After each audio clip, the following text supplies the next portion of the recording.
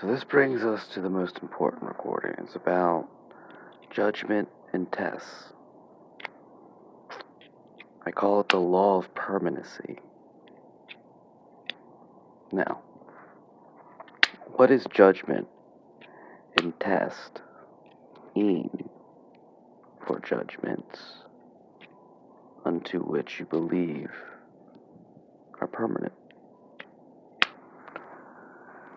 Since the beginning of time, animals have had to identify other animals which either do or do not want to eat them. The animals which don't try to eat them based on certain variables, they can usually go around a garden and eat some flowers together if they do like. If a rabbit gets near a fox, it's probably not going to happen. But what I'm critically trying to say is, through sight, sometimes through calls, if you can't see it, you know what the sound of a fox is. You know it's further away because it's out of sight, but it's still concerning because you know that's a predator to your size and variable circumstance of live or die. So, back to judgment and testing. If one is to create a variable test unto which prejudice exists for these same encompassing variables between a bunny and a fox, which amongst Homo sapiens is sort of erratic if you think about it in the modern stage we're in. One must recognize a simple paradox in the nature of that into what it is to judge, and thus then for have prejudice, in the interest to create permanency and or detect permanency through a test. Now, one wants the other to know or understand whether or not that person believes their existence is a threat. This is the core of prejudice. This is the core of survival. But if and then therefore we don't really experience that amongst Homo sapiens, and at least the millennial generation, principally in modern America especially, with such epic diversity and kinship amongst that diversity, one must understand the flaw in judgment and test taking. Judgment is when you create permanency to a detection of threat. Now, are we literally going around hunting each other and eating each other? No. Are we concerned as to whether or not there will be a disconnect in our ability to work together and or create prosperity through our interactions moving forward in time through conversation, communication, and business? These are the more critical variables for the modern Homo sapien, not being eaten by another Homo sapien. But if you're a smart businessman, you know ultimately the only real prejudice there is how well connected and how capable, based on experience and knowledge, another Homo sapien might be, thus and therefore. Now, there's always benevolence and non-benevolence and this foresight of potential between generations, ages especially, but ultimately simplifying all these variables back down again to the law of permanency.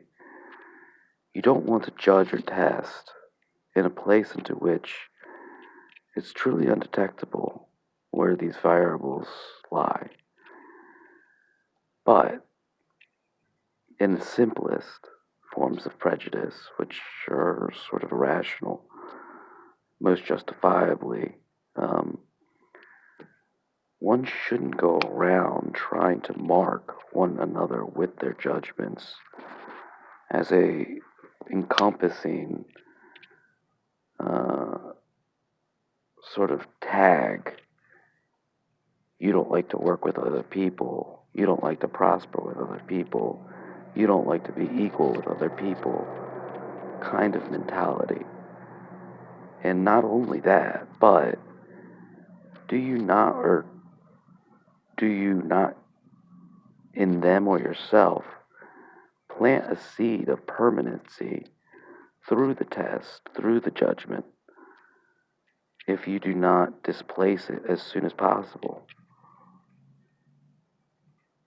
And we all know survival wants to take sort of eye statistic, a ear statistic, a sense statistic.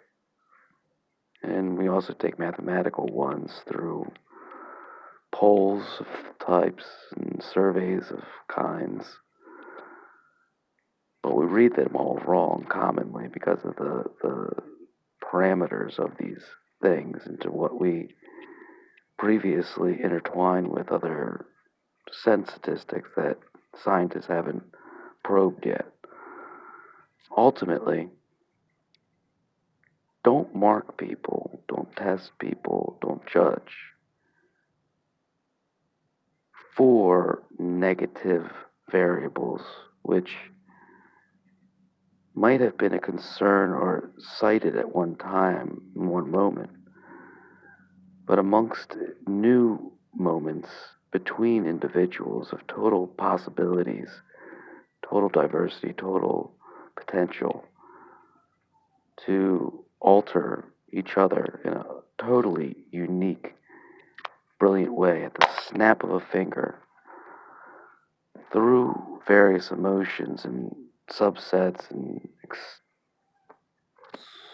exorbitant forms of ultimately the most critical emotion, which is love. The comprehension of codependency, not just in simplistic survival, but in, a shoulder to lean on. One which experiences everything a Homo sapien experiences in a modern world, in a modern community in which we should probably be somewhere similar to, because I'm physically around you. Ultimately, wise community planning can sort of erode these variables that have been gapped. But again, the law of permanency is to recognize the paradox in finding something, identifying, marking something, seeking and destroying through judgment, through fear.